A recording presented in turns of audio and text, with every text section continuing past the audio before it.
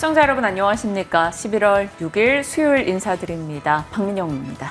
안녕하세요. 이혜은입니다. 간밤 미국 증시 이제 대선일을 맞이해서 3대 지수가 모두 상승하면서 마무리를 했습니다. 전통적으로 미국 대선이 열리는 날에는 증시가 상승한다라는 통계가 또 있기도 한데요. 이러한 모습을 반영을 하듯이 3대 지수가 모두 상승, 그리고 엔비디아는 시가총액 1위 자리를 탈환을 해냈습니다. 그와 함께 트럼프 지지 선언을 초반부터 했던 테슬라도 3.5% 상승으로 장을 마쳤는데요. 애플과 같은 빅테크 기업들의 상승도 도드라졌습니다. 0.6%가량의 상승을 만들어낸 애플, 스마트 글래스 관련한 프로젝트 착수한다라는 소식에 힘을 입어서 상승으로 마무리를 할 수가 있었고요. 실적 발표 이후에 급등세 시연하고 있는 팔란티어 추가적으로 20% 넘게 상승하면서 장을 마쳤습니다. 일단 시장은 대선이 지나가는 불확실성에 베팅을 하고 FOMC에서 금리를 낮출 것이다라는 기대감까지 더해지고 있습니다. 과연 어떤 대응을 해야 될 것인가 들려왔던 뉴스들 정리하면서 같이 고민해보죠. 어제 국내 증시부터 내용 들여다보겠습니다.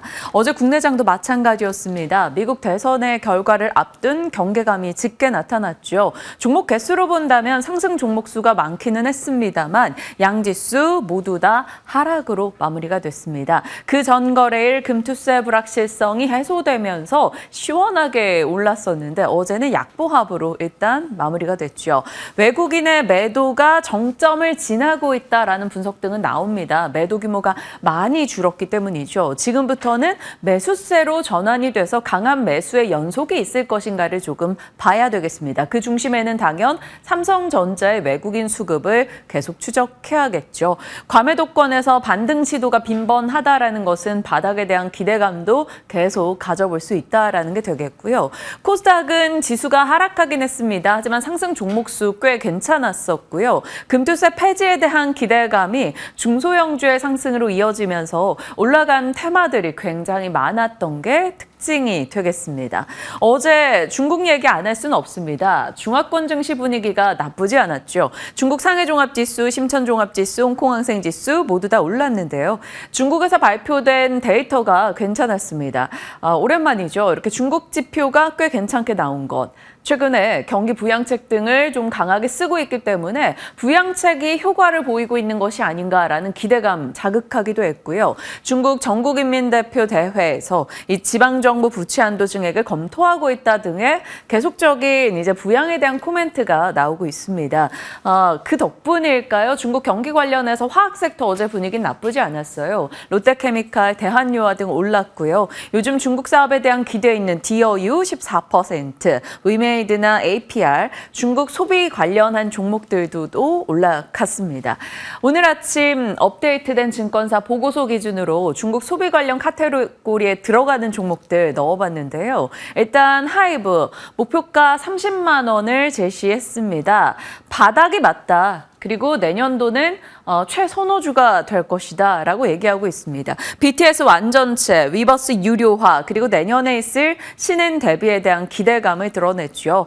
2% 어제 상승 마무리를 보였는데 증권사 보고서 이렇게 나왔다라는 점 참고해 주시고요. 하나증권에서 제주항공과 하나투어에 대해서는 목표가를 상향 조정했습니다. 제주항공은 운임 반등을 확인했고 주주 환원과 배당 재개 가능성, 그리고 중국과의 교류 확대 등을 이유로 꼽았습니다. 실적은 부진하긴 했으나 예상보다는 괜찮았다 정도입니다. 하나투어는 중국향 패키지 송객이 증가할 것이다. 무비자에 대한 이슈, 그로 인해서 내년도 실적이 좋아질 거다라는 얘기를 드러내고 있네요. 참고용으로 확인해 보시길 바랍니다. 자, 어제 국내장과 중국에 대한 얘기 살짝 해봤고요. 미국 대선 결과 발표를 앞두고 있다 보니까 뭔가 주요 섹터가 끌고 가는 느낌이 아니라 좀 테마장이 전개됐던 어제입니다. 한마디로 좀 산만하긴 했는데요. 이슈는 많았어요. 리튬 쪽에서는 리튬 시세 바닥이다라는 분석 등이 나왔었고 하이드로 리튬과 리튬 포어스가 장중 상한가 기록했습니다. 다만 장 마감 이후 하이드로 리튬 유증 공시 있었고요. 엔터 쪽은 앞서 살펴본 대로 디어유부터 SM, JYP 엔터 등 상승 마감을 했죠. 타이어는 한국타이어 실적이 괜찮았습니다. 한국타이어가 이끌어주면서 실적이 아쉬웠던 금호타이어도 일단 같이 가는 모습이 있었고요. 전고체 쪽 뉴스도 일부 종목의 강세, CIS는 급등으로 진행이 됐네요. 우주도 강했고요. 엔터, 게임, 두산, 건설 전반의 종목들 테마성이 있는 쪽은 전체적인 강세 흐름을 나타냈습니다. 두산 같은 경우는 두산로보가 5차 정정신고서 제출이 임박했다라는 소식에 두산이 10%, 그리고 이성웅 이사님이 자주 이야기하셨던 두산 EUB 역시나 7%, 우선주까지도 올라가는 흐름 나오기도 했습니다. 오늘 우주에 대해서도 조금 살펴볼 필요가 있을 것 같은데요. 요즘 우주 관련한 뉴스 등이 꽤 많이 나옵니다. 10월에 이 이슈 기억하시죠? 스페이스X의 스타쉽이 슈퍼헤비 발사장으로 컴백했다. 로봇팔에 잘 발사체가 안착해서 발사체 재활용에 경제성을 확 끌어올렸던 뉴스이기도 했었습니다. 그리고 나서 가장 최근 애플이 위성통신 업체인 글로벌스타에 대규모 투자를 했다. 그래서 이거를 연속해서 글로벌스타가 30%씩 급등하기도 했었죠. 그리고 어제 있었던 소식이 이겁니다. 태양 코로나 그래프가 우주로 향했다라는 소식인데요.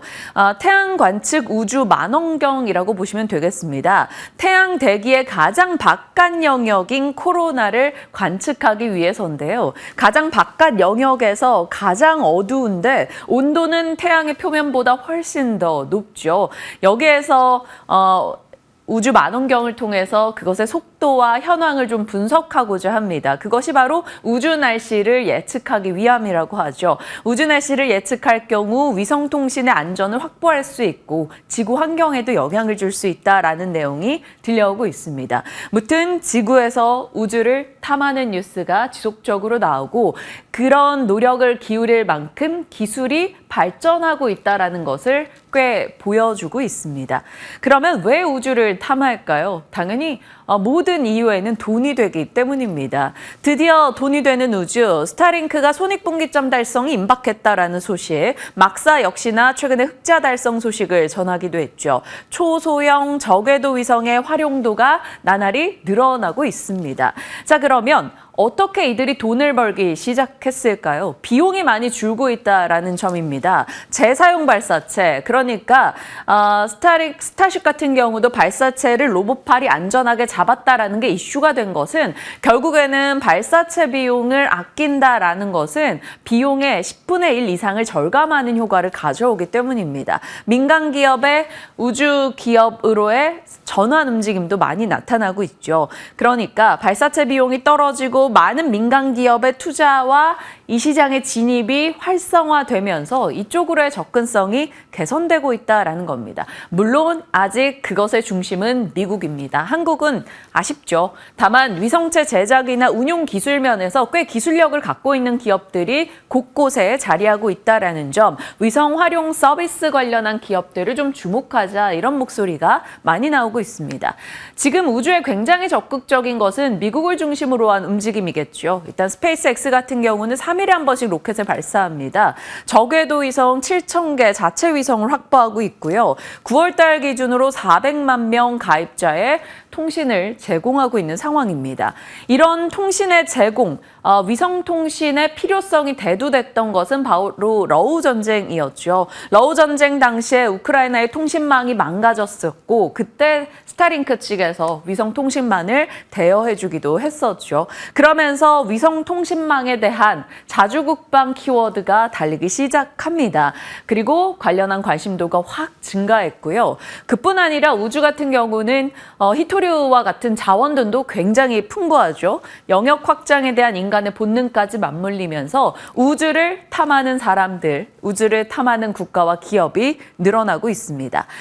재작년부터 이제 우주에 대한 얘기를 할 때 이런 말씀을 드렸었는데 지금 우주는 저궤도 위성 쪽에 관심을 두고 있다. 우리가 꿈꾸고 있는 모든 미래가 저궤도 위성 시 훨씬 더 안정적인 위성 통신망을 구축할 수 있기 때문이겠죠. 감시, 정찰 이런 약간 전쟁 관련한 키워드뿐 아니라 UAM, 사물 인터넷, 자율주행 모두 다 이 저궤도 위성망 안에서 조금 더 안전성을 답보할 수 있다라는 겁니다.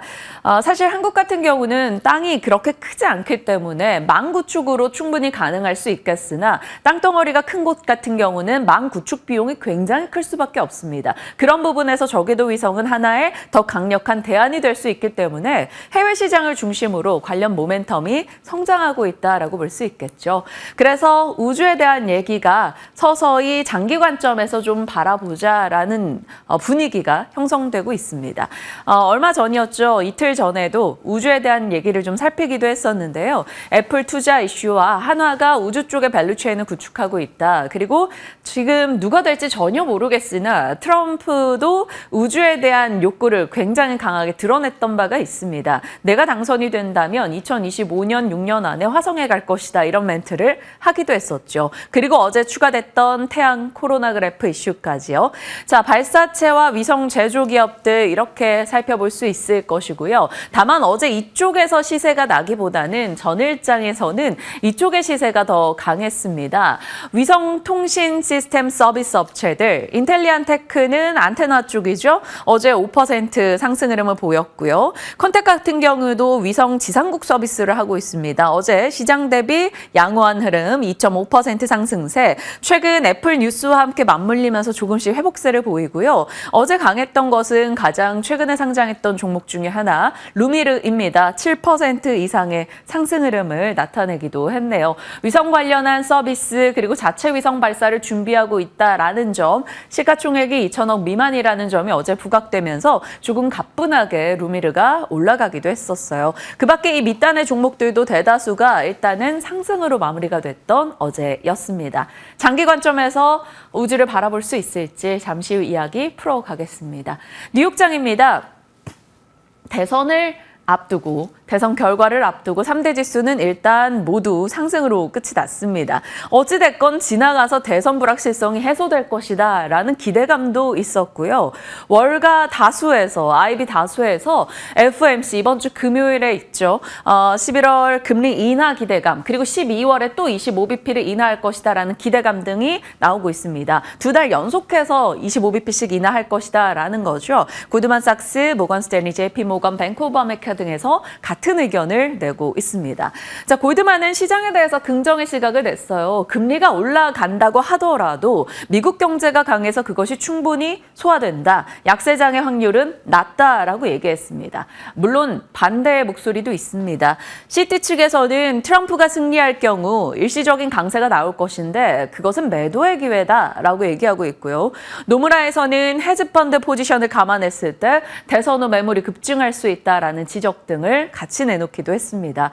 어찌될진 모르겠으나 상황은 지켜봐야겠죠. 길게는 대선 결과가 나오기까지 13일 정도 걸릴 수 있다라는 얘기도 있는데 제발 그렇게까지는 안 갔으면 좋겠습니다. 미국이나 국내나 여러모로 그를 좀 기다리는 시간이 지루하지 않을까 싶기도 하네요.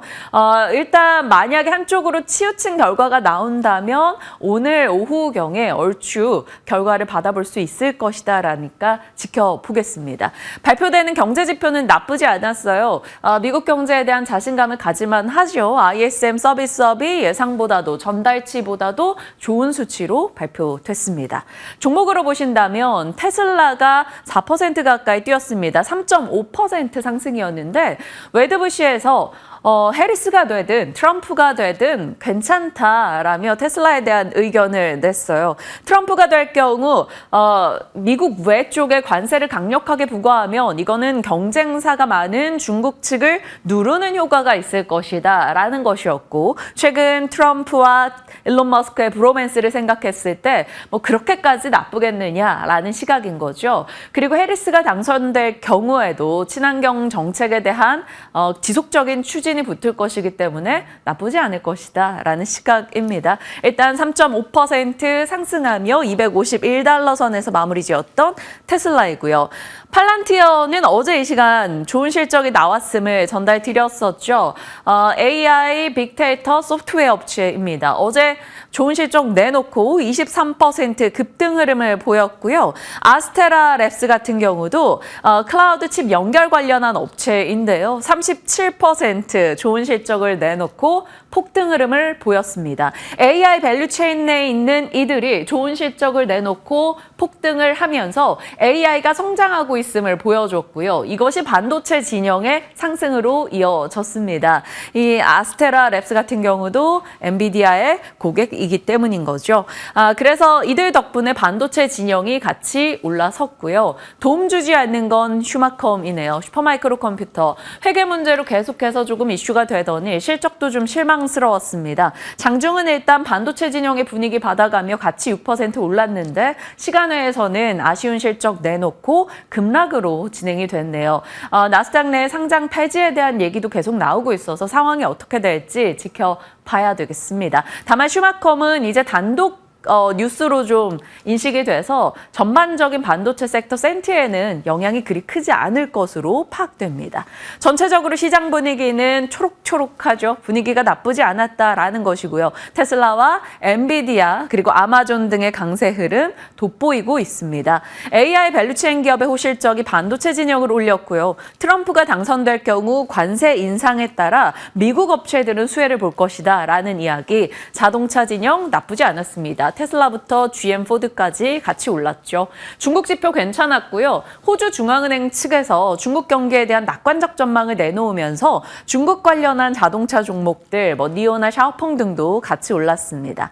그리고요, 그 전거래일에 많이 빠졌던 게 미국 내에서 원전이었습니다. 차익 실현의 움직임도 있었고, 미국 내에서 규제의 움직임, 그러니까 빅테크 업체와 원전 업체들 간의 계약에 대한 규제 움직임이 조금 있었는데 이 부분에 대해서 아마존이 계속적인 의지를 피력하는 목소리를 냈어요. 탈렌 에너지 등과 우리는 지속적으로 에너지 솔루션을 발전시켜 나갈 것이다. 그래서 그 전 거래일에 많이 밀렸던 탈렌 에너지가 11% 급등했고요. 비스트라 에너지 역시나 5% 상승세, 그리고 콘스텔레이션 3%, 뉴스케일 파워도 올라섰습니다. 그 전 거래에 하락했던 원전주들의 회복이 있었는데 연결고리로 삼아 본다면 국내에서도 대통령실이 원전 계속 운전 허가 기간을 확대하는 걸 검토하고 있다. 이런 뉴스까지 더해지고 있습니다. 들려왔던 뉴스들 같이 살펴봤고요.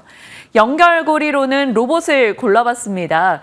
휴머노이드 로봇에 대한 얘기를 할 때 보스턴 다이내믹스의 아틀라스, 테슬라의 옵티머스, 오픈 AI 측의 피규어 등의 여러 뉴스 등을 계속 추적하고 있죠. 이번에는 보스턴 다이내믹스의 아틀라스 소식이 들려왔습니다. 보스턴 다이내믹스의 아틀라스가 사람처럼 일을 한다. 이것은 할로윈에 가장 큰 공포였다라는 외신 보도 등이 있었습니다. 할로윈에 이렇게 할로윈 복장을 입고 공장에서 일하는 아틀라스의 영상이 공개가 됐는데 저도 살펴봤는데 정말 생각보다 자연스럽게 일하고 일하는 과정 속에 실수를 함에도 실수하고 나서 고민하고 다시 그 일을 해결하더라고요. 이것이 원격 조정이 아니라 로봇 스스로 인지하고 판단하고 이뤄낸 일이라는 점에서 굉장히 큰 호평을 받기도 했습니다. 현대차 그룹의 휴머노이드 로봇 개발에 박차를 가하는 소식이 되겠죠. 현대차 그룹의 보스턴 다이내믹스가 힘을 내고 있는 소식이고요. 모처럼 로봇 뉴스였어요. 보스턴 다이내믹스의 국내 독점 판권 갖고 있는 것은 클로버시고요. K&R 시스템 등의 종목들 액추에이터 납품 이력이 있습니다. 그냥 관련주로 이 정도다 체크 보시면 될 것 같고요. 중요한 것은 로봇이 거스를 수 없는 대세의 흐름을 느리게나마 이어가고 있다라는 게 되겠죠. AI가 그것을 자극하고 있고요. AI로 인해서 로봇의 영역이 확장되면서 그 침투 범위가 점점 넓어지고 있습니다. 어제는 도축장에서도 로봇을 많이 쓴다라는 뉴스 등도 나왔고요. 사람이 하기 싫은, 하기 힘든 일들에 대해서 3D 직종에서 로봇으로 빠르게 대체되고 있다라는 뉴스가 들려오네요. 휴머노이드를 비롯해서 여러 가지 산업 로봇 같은 경우도 칩도 필요하고 센서, 배터리, 카메라, 액추에이터, 감속기 등이 필요하겠죠. 그런 시장을 많이 자극하는 로봇 시장이 어떨지 지켜보겠습니다.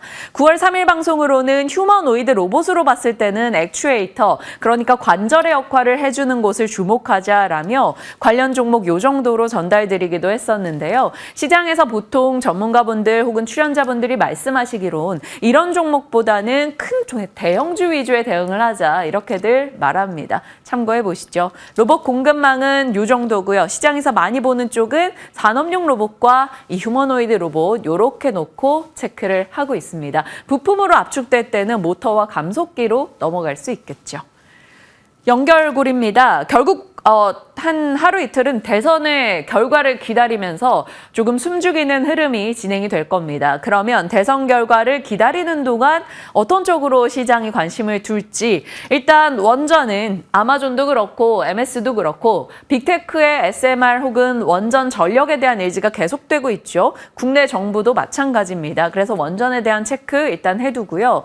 어제 전력 쪽에서는 특수변압기 업체인 산일전기가 시간외에서 또 좋은 수주 공시를 내고 소폭의 상승을 기록했습니다. 밤사이 미국에서도 파월 인더스트리즈가 9% 추가 상승 나타냈고요.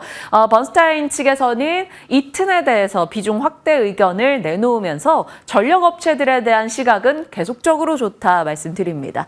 미래 측면에서는 앞서 나눠봤던 우주와 로봇 이슈가 있었죠. 태양 코로나 그래프 발사 이슈도 있었고요. 보스턴 다이내믹스의 휴머노이드 로봇에 놀라운 움직임도 있었습니다. 그리고 쿠팡이 미국에서 좋은 실적을 내놨는데 풀필먼트 덕분이라는 그 일부 언급이 있었습니다. 풀필먼트, 물류 로봇, 물류 자동화 시스템 이런 쪽에 관심이 또 로봇으로 이어질지 지켜보시죠.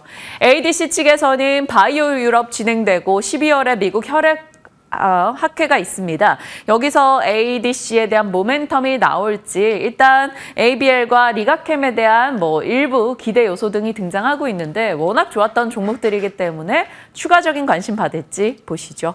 그 밖에는 미국의 어플라이드 머티리얼즈와 랩리서치 공급망에서 중국산을 완전 배제하려는 움직임이 나오고 있습니다. 그래서 어플라이드 머티리얼즈 관련한 국내 종목들 그냥 이슈 체크 차원에서 넣어봤고요. 일본에서 마이코플라즈마 폐렴이 작년 대비 10배 정도 급증하면서 엄청난 유행을 보이고 있다고 하네요. 미국과 일본 등에서 이에 대한 경고, 다시 마스크를 착용하라라는 얘기가 흘러나오고 있습니다. 시장이 정말 재미없게 진행이 된다면 이런 쪽에 트레이딩이라도 있을지 지켜보시죠.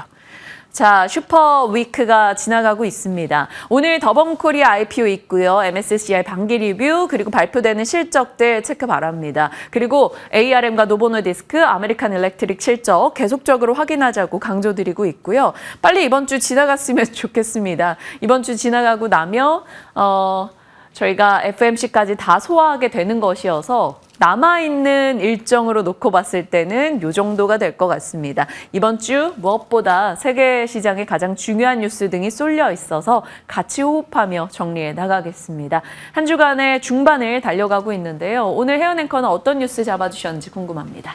네, 어제 게임주 실적이 발표가 됐습니다. 위메이드가 실적 발표 내놓았고요. 그에 앞서서 NC소프트도 실적 발표를 내놓았죠.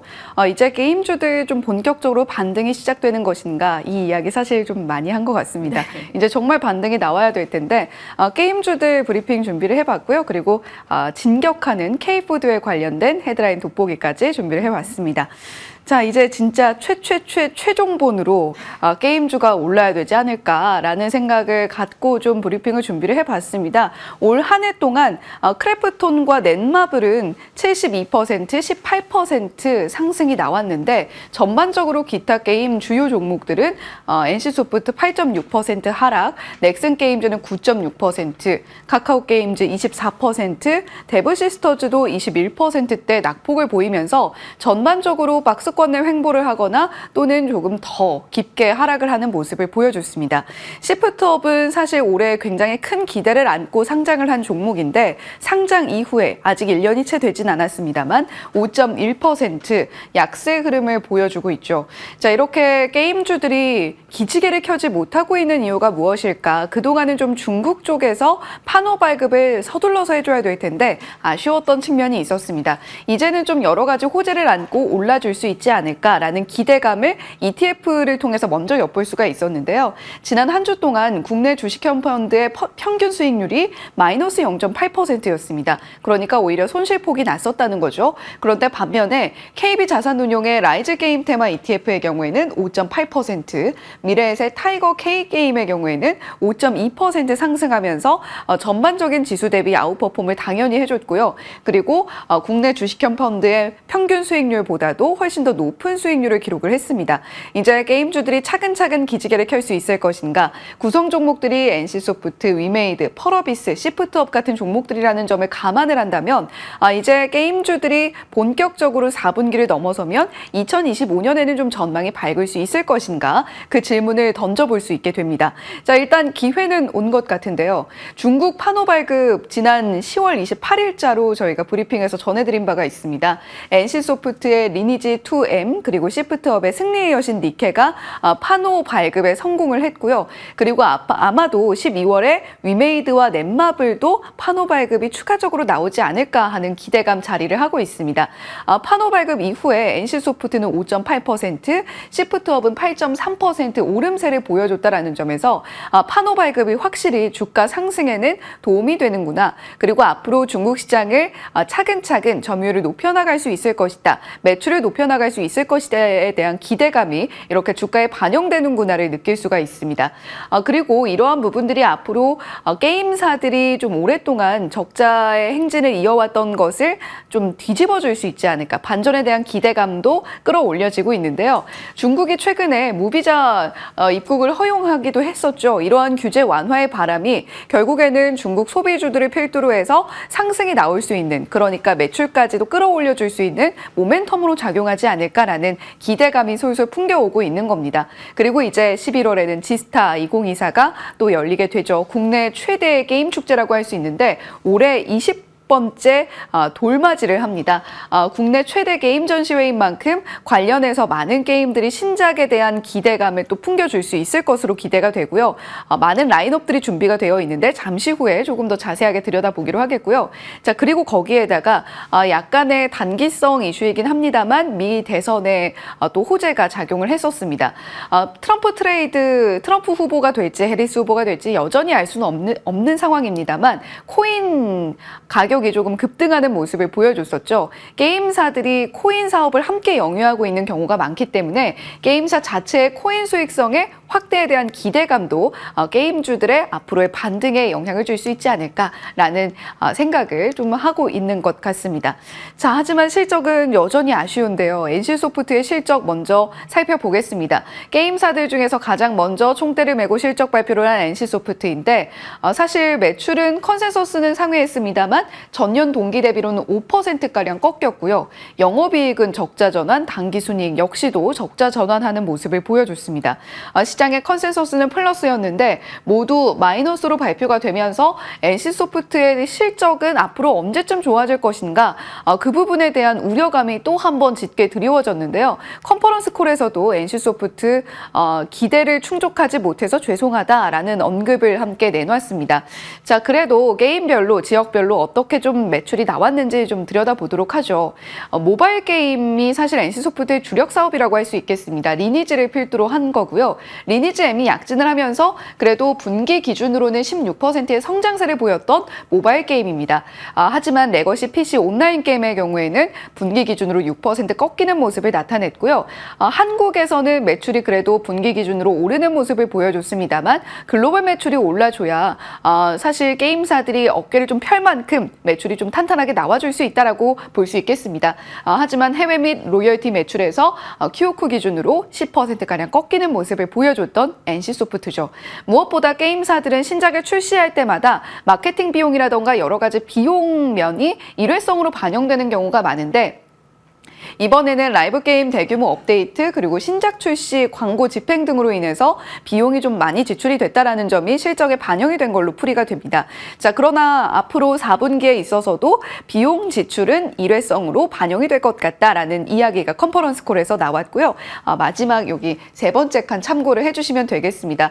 일단 여러 가지로 NC소프트 허리띠를 졸라매고 있다라는 표현이 적절할 것 같은데 개발 프로젝트 6개 중단한 상황이고요. 희망퇴직 그리고 일부 조직을 해체하면서 몸집 줄이기에 나서고 있습니다. NC소프트뿐만이 아니라 위메이드 플레이, 우리가 애니팡으로 알고 있는 기업이기도 한데 위메이드 플레이를 비롯해서 여러 기업들에서 구조조정을 단행하고 있다는 소식들, 게임사들 좀 약간 칼바람이 불고 있다는 소식들 들려오고 있으니까 이런 부분들도 함께 참고를 해보시면 좋겠네요. 자, 4분기의 신작 라인업 2025년 신작 5종 준비하고 있다는 점도 참고해 보시면 좋겠습니다. 자, 이번에는 위메이드 실적입니다. 위메이드도 역시 실적은 그렇게 좋았다라고 이야기를 하기는 어려울 것 같습니다. 컨센서스를 하회하는 매출 발표를 했고요. YOY 기준으로도 9% 꺾이는 모습, 다만 분기 기준으로는 25% 성장세를 보여줬습니다. 영업이익은 QOQ 기준으로는 흑자 전환, YOY 기준으로 14% 상승이긴 했는데 컨센서스를 하회했고요. 당기 순이익이 그래도 괜찮게 나왔습니다. 분기 기준으로 7,993% 상승, 358억 가량으로 집계가 됐으니까요. 위메이드의 실적 반영이 오늘 주가 반응은 어떻게 나타날 것이냐, 오늘의 전략 챙겨보면서 함께 참고를 해보시면 좋겠습니다. 자, 사실 위메이드는 미르라는 강력한 IP를 가지고 있는데요. 미르의 전설2 기현과 같은 이 미르 IP를 기반으로 한 라이선스 매출이 나타났다라는 점이 이번 실적에 반영이 됐고요. 자, 그리고 이제 신작 MMORPG, 그러니까 모바일로 가동되는 게임이라고 할 수 있는데 레전드 오브 이미르가 출시 막바지에 개발하고 있다라는 이야기 들려오고 있습니다. 디렉터스 프리뷰 영상이 공개가 됐는데 반응이 나쁘지 않거든요. 이러한 부분들이 앞으로 위메이드의 주가를 끌어올려 줄 수 있을 것인가, 그리고 매출과 영업이익의 성장세를 견인해 줄 수 있을 것인가 한번 지켜보시면 좋겠습니다. 자, 위메이드 오늘 컨퍼런스 콜 진행합니다. 오전 10시에 진행하니까요. 어떤 이야기들 추가적으로 나오는지 한번 귀 기울여서 살펴보시면 좋을 것 같네요. 자, 게임사 일정 캘린더입니다. 게임사 NC소프트의 컨퍼런스 콜을 필두로 해서 차차 이제 실적 발표와 컨퍼런스 콜 이어지게 될 텐데, 오늘은 카카오 게임즈 위메이드 일정 있다라는 점 참고하시면 좋겠고요. 그리고 목요일에는 카카오 컴투스, 크래프톤, 넷마블, 금요일에는 게임사는 아니긴 합니다만 네이버의 컨퍼런스 콜 진행이 됩니다. 그리고 다음 주에 들어서게 되면 펄어비스 컨퍼런스 콜 진행하고요. 시프트업과 네오위 실적 공시 내놓게 될 예정이니까 실적 어떻게 나오는지 좀 꼼꼼하게 들여다보시면 좋겠습니다. 자, 이번에는 지스타 좀 자세하게 들여다보겠습니다. 지스타 일정은 11월 14일부터 17일로 예정이 되어 있고요. 이번에도 부산 백스코에서 열립니다. 무엇보다도 여러 게임 라인업이 준비가 되어 있다는 점에서 게임사들의 그 시연 영상이나 게임의 반응을 좀 확인할 수 있는 장이다라고도 설명을 해볼 수가 있을 텐데, 넥슨 게임즈 같은 경우는 5개 게임의 신작 라인업, 그리고 라이온하트 스튜디오는 카카오 게임즈와 함께 봐주시면 되겠는데요. 프로젝트 Q에 대한 이야기가 최근에 뉴스 기사를 통해서 많이 흘러나오고 있다는 점도 참고해 보시면 좋겠습니다. 사실 크래프톤의 인조이라던가 여러 가지 펄어비스의 붉은 사막 이런 게임들은 올 한 해 동안 내내 좀 이야기가 많이 나왔던 이 부분이 있기 때문에 지스타에서 추가적으로 새롭게 선보이는 게임들에 조금 더 주목을 해보시면 어떨까라는 생각이 듭니다. 자, 이번에는 헤드라인 돋보기 시간입니다. 오늘 더본 코리아가 신규 상장 코스피에 하게 될 텐데, 그에 앞서서 좀 살펴볼 만한 데이터들이 있죠. K푸드 수출액이 역대 최대를 기록했다라는 소식과 함께 라면 관련주들, 음식료 관련주들 날아오르는 모습을 최근에 보여주고 있습니다. 1월에서 10월 농식품 누적 수출액이 81.9억 달러 기록을 하면서 역대 최대를 기록했다라는 소식이고요. YOY 기준으로 8.9%지만 그 상세한 부분들을 들여다보면 수출 데이터가 상당히 좋았구나라는 것을 알 수 있게 됩니다. 무엇보다도 쌀 가공식품 수출액이 YOY 기준으로 41.9% 급등하는 모습을 보여줬고요. 라면 수출도 30%, 과자류는 17.6%, 음료는 15.8% 상승하는 모습을 보여줬습니다. 이렇게 수출 데이터가 쌓여 나간다라는 것은 K푸드 전반적으로 글로벌의 사랑을 좀 많이 받고 있다라고도 해석을 해볼 수가 있을 텐데, 신송홀딩스는 이 이슈만으로 가고 있는 것은 아니고 GD의 이 파워라는 신곡과도 좀 연결지어서 상승이 나오고 있죠. 신송홀딩스뿐만이 아니라 라면, 음식료 전방위적으로 상승이 나와주고 있는 모습들 확인이 되고 있으니까요. 이 부분도 체크해 보시면 좋겠습니다. 다만 제가 적은 부분 중에서 지금 제일 윗줄을 제외하고 그 아랫단의 종목들은 어제 장중에 좀 변동성이 있으면서 하락으로 마무리한 종목들이었으니까요. 오늘 시장에서 이 뉴스의 데이터에 탄력 실력을 받아갈 수 있을 것인가 한번 지켜보시면 좋겠고, 더본코리아의 상장 이슈와 관련해서는 증권가에서는 오버행 부담이 덜하기 때문에 조금 괜찮은 성과를 보이지 않을까, 수익을 낼 수 있지 않을까라는 이야기도 전하고 있습니다만, 조금 우려할 만한 부분들은 최근에 공모주 부진 현상이 좀 지속됐다라는 점, 그리고 공모가가 다소 높게 형성됐다라는 평가가 있습니다. 그리고 무엇보다도 더본코리아 직원들의 우리 사주 청약 경쟁률이 0.35대 1로 약간 부진했다라는 점 함께 좀 체크를 해보시면 좋을 것 같네요. 일단 대선 결과를 기다리면서 시장이 뚜렷한 뭔가 베팅을 하기는 어려울 겁니다. 그런 가운데 조금 잠시나마 체크할 수 있는 뉴스들 함께 확인을 해봤으니까요. 저희 시간에 나온 이야기들에 맞춰서 전략도 같이 고민해 보시죠. 지금부터 함께 하시죠.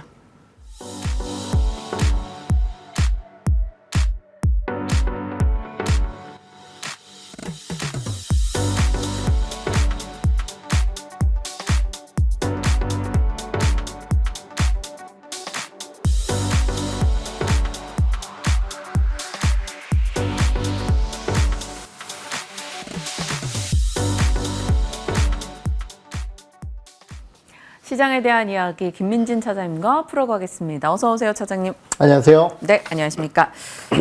빨리 결과가 나왔으면 좋겠는데 시장이 제일 싫어하는 게 불확실성이라는 걸 제가 지금 체감을 합니다. 네. 대선과 FOMC 빨리 지나고 뭔가 방향성이 결정이 됐으면 좋겠는데요.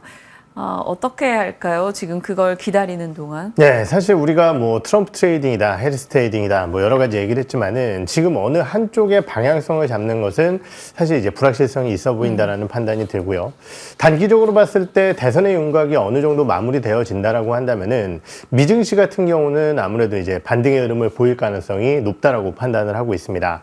다만 이제 국내 증시 같은 경우는 어떻게 될까를 생각을 해보면은 과연 미증시 혹은 미국의 대선 이벤트가 마무리된 이후에 불확실성이 아예 끝나는 것이냐, 이 부분을 판단을 했을 때 사실은 트럼프가 됐을 때의 전반적인 국내 이제 우려 요인들, 이런 것들이 또 시장을 짓누를 수 있다는 부분이죠. 그렇기 때문에 미증시 대비해서 국내 증시에 대한 반등 포인트가 그리고 반등 모멘텀이 약할 가능성이 좀 있지 않을까, 이런 우려감이 약간은 있고요. 다만 이제 국내 증시 같은 경우는 그래도 정말 다행스럽게 이 금투세 폐지에 관련된 움직임들이 나타나고 있는 상황이고, 이러한 부분들이 반영되게 된다라고 한다면은 사실은 코스닥 위주의 어느 정도의 수급 유입이 나타날 가능성을 배제할 수는 없는 상황입니다. 그러한 측면에서 봤을 때 현 주가 수준에서는 여기서 조정이 나올 때는 계속적으로 이제 매수의 관점으로 주식을 봐야 되지 않을까, 이렇게 판단을 하고 있고요. 결국은 이제 시장 내에서 수급이 유입되는 종목군들을 제외하면은 결국은 이제 모두 다 부진한 주가 흐름을 보이고 있기 때문에 네. 수급 이벤트가 쏠릴 수 있을 만한 기업들 이쪽으로 좀 집중 전략을 가져가시는 게 좋을 것 같다, 이렇게 말씀을 드려보도록 하겠습니다. 네. 사실 뭐 칩스법이라는 키워드 속에서 두 후보의 약간 의견차가 있기 때문에 또 반도체도 일정 부분 영향을 받기는 하겠습니다만, 그럼에도 불구하고 장기 방향에서는 AI 성장, 그 중심에 이제 하드웨어 쪽에서는 반도체, 네. 또 추가로 확장된 소프트웨어, 이것에 대해서는 다들 이견이 별로 없을 겁니다. 밤에 이제 엔비디아도 흐름이 나쁘지 않았었고요. 국내 반도체 진영 어떤 전략이 필요할까요? 네, 사실 어제 미국 시장 보면은 엔비디아라든지 마벨 테크놀로지 그룹 혹은 아스테라 랩스 이런 AI와 연관되어 있는 기업들이 엔비디아는 급등을 한 것은 아니지만은 나머지 두 개의 기업은 정말 주가 강세 흐름을 네. 보였었거든요. 이런 것들을 살펴보게 된다라고 한다면은 결국 AI를 필두로 한 성장세, 이 부분은 유효하다라고 판단을 하고 있지만은 결국은 여러분들 잘 아시다시피 미국의 AI가 우리나라 진영의 낙수 효과를 일으키는 것이 잘 안 보이고 있는 상황이고요. 실제적으로 그것이 실적으로 연결되는 기업은 SK하이닉스라든지 한미반도체 정도밖에는 없지 않나, 이렇게 판단을 하고 있는 상황입니다. 그렇기 때문에 여러 차례 말씀드렸듯이 반도체 섹터에 대한 투자 전략을 가져간다라고 한다면은 결국은 SK하이닉스를 제일 선두에 두시고요. SK하이닉스 밸류체인 쪽에 놓여져 있는 기업들이 있겠죠. 아까 말씀드렸던 한미반도체뿐만이 아니라 최근 좋은 실적을 올렸었던 주성엔지니어링 엔지니어링이라든지 아니면은 테크윙 이런 기업들이 관련주에 속해 있을 것 같은데요. 이런 쪽 위주의 전략들을 펼쳐야 될 것 같고요. 그 외적인 종목군들 같은 경우는 아무래도 여러 가지 이제 리스크 요인들이 좀 완화가 되고 전반적으로 이제 제가 기대하는 부분은 사실 연말 배당 수급이 기대를 하고 있거든요. 그때는 적어도 이제 삼성전자 쪽에 어느 정도의 비율만큼의 패시브 자금이 유입될 것이기 때문에 대략적으로 한 2, 3주 뒤에 어느 정도의 좀 매수 전략을 펼칠 수 있지 않을까 이렇게 판단을 하고 있습니다. 네. 보유자라면 보유인 것일 것이고 이제 삼성전자 지금 매수를 생각해보고 계시는 분들도 어느 정도 시간을 갖고 배당 수급 유입에 대한 기대 그것도 활용해 볼 수 있겠다라는 점을 언급해 주셨고요. 종목으로는 중소형 주단에서 주성 엔지니어링 등 이제 몇 가지 얘기해 주셨네요. 참고해 보시길 바랍니다. 섹터로 갈게요. 어차피 시장은 이제 좀 대기 모드에 들어가 있는 상황입니다. 오늘 먼저 9시부터 뭐 각 주에서 마감이 되고 네. 또 개표도 되고 진행이 될 텐데 얼추 빠르면 저녁경에 다 나오게 될 것이고 아니라면 더 긴 시간이 필요하겠죠. 그래서 그 틈새 시장에서 저희는 또 어떤 산업 얘기를 해볼까 고민하다가 요즘 게임주들의 분위기가 나쁘지는 않습니다. 네. 그러니까 과거보다 나아졌다라는 거죠. 그렇죠. 최근에 너무 고생을 했던 게임 섹터라서 그래서 중국과의 교류 확대 또 중국의 판호 발급 움직임들 이렇게 봤을 때 게임주 좀 괜찮은 거 있을까요? 우선 아직까지 이제 게임주들이 뭐 완전 개방이라는 느낌은 들지 않는 상황이고 두 번째로는 결국은 이제 우리나라 게임사들이 판호가 열렸다고 하더라도 중국 내에서 강력한 성과를 보여준 기업이 그렇게 많지는 않기 때문에 무조건 열린다라고 해서 게임사들에게 좋다 이렇게 판단하기에는 어려운 부분이 있는 것 같아요. 하지만 분명한 것은 지금 중국의 분위기가 좀 달라지고 있다는 거죠. 무비자 해제를 지난 주말간 이제 발표를 했고요. 그리고 이제 추가적으로는 지난달경이었나요? 이제 디어유가 텐센트와 함께 플랫폼 계약을 좀 맺었습니다. 거기에 더해서 이제 에스파라는 그룹 같은 경우는 상해에 팬사인회가 열린다라는 이슈들 이러한 부분들이 나타나면서 예전부터 이제 뭐 컨텐츠 관련주들은 뭐 한한령의 가장 큰 피해주 그러다 보니까 한중 관계의 호전 기대감이 나타났을 때는 올라가는 섹터라는 측면에서 최근에 이제 반등을 하고 있는 상황인데요. 그러한 측면에서 봤을 때 지금 이러한 미국의 불확실성을 앞두고 있는 상황이다라고 한다면은 중국 관련주들에 대한 특히 이제 컨텐츠 관련주들에 대한 기대감은 유효하다라고 판단을 하고 있습니다. 그러한 측면에서 뭐 아까 말씀드렸던 엔터나 게임 이런 쪽들의 추가 상승 여력은 조금 더 있지 않을까라는 판단이 들고요. 네. 아까 이제 브리핑 시간에 뭐 시프트업 얘기를 해주셨는데 뭐 저 같은 경우도 이제 최근 게임사들을 주가를 봤을 때 결국은 이제 잘 나간 기업들 같은 경우는 너무 주가가 높은 상황이고 엔소프트 같은 기업 어제 부진한 실적과 함께 주가가 반등을 하긴 했지만은 펀더멘탈 회복에 대한 자신감이 아직까지는 좀 모자란 상황이다라는 측면에서 봤을 때는 최근에 판호를 받고 중국 내에서 이러한 수집형 RPG, 뭐 방치형 RPG 이런 게임으로서 기대감을 가져갈 수 있는 시프트업 정도는 시장 내에서 관심을 계속 가져갈 수 있지 않을까라는 판단이 들기 때문에 게임사 내에서의 옥석 가르기 한번 진행을 해봐야 될 것 같습니다. 게임사 내에서 시프트업은 그래도 괜찮다라는 점 살펴주셨고 엔터 쪽도 살짝 언급 주신다면 네. 탑픽 예전에 트와이스 좋아하셨던 거 제가 기억나거든요. 네. JYP? 탑픽은 뭐 계속 이제 최근에는 하이브고요. 최근에 하이브. 네, 그 이유는 뭐 결국은 BTS의 이제 복귀 그리고 4분기 기준자로 봤을 때 BTS의 남자 아이돌 이 라인업들이 엄청난 월드 투어를 좀 예정을 하고 있습니다. 거기에 더해서 이번 실적을 봐도 사실 SM 같은 경우는 실적이 많이 무너졌는데요. 동사 같은 경우는 그래도 컨센서스에 부합한 정도의 실적을 만들어냈다라고 한다면은 앞으로의 이익 모멘텀도 하이브를 필두로 해서 가장 강하지 않을까 이렇게 판단을 하고 있습니다. 하이브까지 살펴봤습니다. 자, 우주로 가겠습니다. 우주는 사실 지금 돈을 많이 버는 기업들 자체가 좀 부재하다라는 측면에서 좀 장기 시계로 이렇게 뭘 봐야 되나 고민되긴 하는데 네. 관련한 우주 기술이나 우주 관련 이벤트 등이 계속 나오고 또 이제 한국 스타링크도 내년에 뭐 가능하다라는 네. 얘기도 나와서요. 이제 우주 쪽 뭘 봐야 돼요? 네, 사실 이제 예전에 우주하면은 같이 움직였었던 섹터가 사실은 방산 쪽하고 비슷하게 좀 움직였었거든요. 특히 이제 방산 내에서도 그러한 항공우주 쪽과 같이 움직임을 가지고 있는 에어로스페이스라든지 이런 기업들. 그런데 이제 최근은 방산이 워낙 수급을 다 빨아 들여가면서 사실 우주 쪽 이쪽 같은 경우는 지금 시장에서 굉장히 소외되어 있는 상황입니다.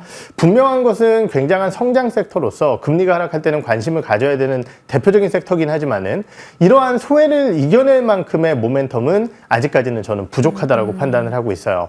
중장기적으로 봤을 때 어느 정도의 항공우주 관련주들에 대한 편입 가능성은 유효하다고 생각을 하지만은 아까도 말씀드렸듯이 아직까지 주가를 반등시킬 만한 강력한 모멘텀이 그렇게 크지 않다라고 보여지기 때문에 관련주들에 대한 투자 전략을 급하게 가져갈 필요는 없다라고 판단을 하고 있고요.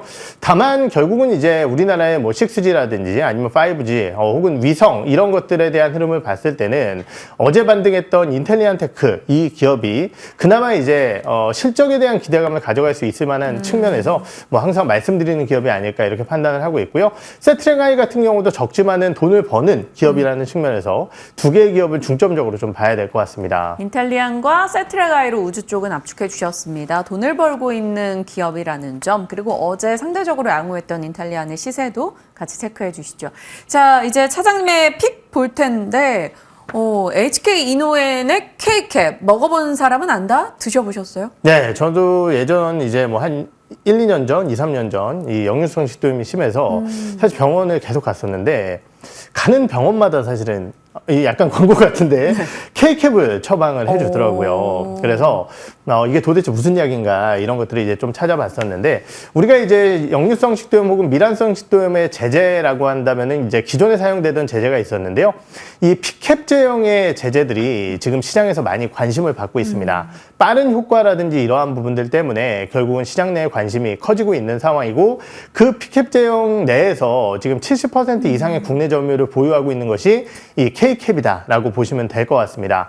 결국은 이제 시장의 기대 요인은 이 회사의 K캡을 필두로 한 안정적인 실적과 해외 진출 관련된 내용인데요. 3분기 같은 경우는 보령제약 쪽에 나가는 물량에 대한 차질 때문에 사실 실적이 부진했었지만은 4분기 같은 경우는 이 실적이 회복될 가능성이 매우 높고요. 내년도에 이제 임상 결과를 미국 내 임상 결과를 발표를 하면서 품목 허가라든지 이런 것들을 신청을 하고 빠르게 지금 미국에 진출할 것으로 전망이 되고 있는 상황입니다. 그렇다라고 한다면은 해외 쪽의 진출 모멘텀까지 더욱 가속화될 수 있다는 측면에서 관심을 가져야 될 대표적인 제약사가 아닐까 이렇게 판단을 하고 있습니다. K캡 이 45개 국가의 기술 수출을 한 K캡인데 더 이 속도를 박차를 가하겠다라는 겁니다. 그러면 이 목적 등이 다 달성이 됐을 경우 저희는 목표가를 어느 정도 바라볼 수 있나요? 네, 목표가는 조금은 뭐 시장 부진 대비해서는 공격적이게 현재 30% 정도의 업사이드로 6만 5천 원 선 제시를 해드려보도록 하고요. 손절가는 짧게 4만 5천 원 선 말씀을 드리겠습니다. 6만 5천 원의 목표 주가 기억해 보겠습니다. HK 이노엔 살폈습니다. 김민진 차장님과 함께했네요. 고맙습니다. 네.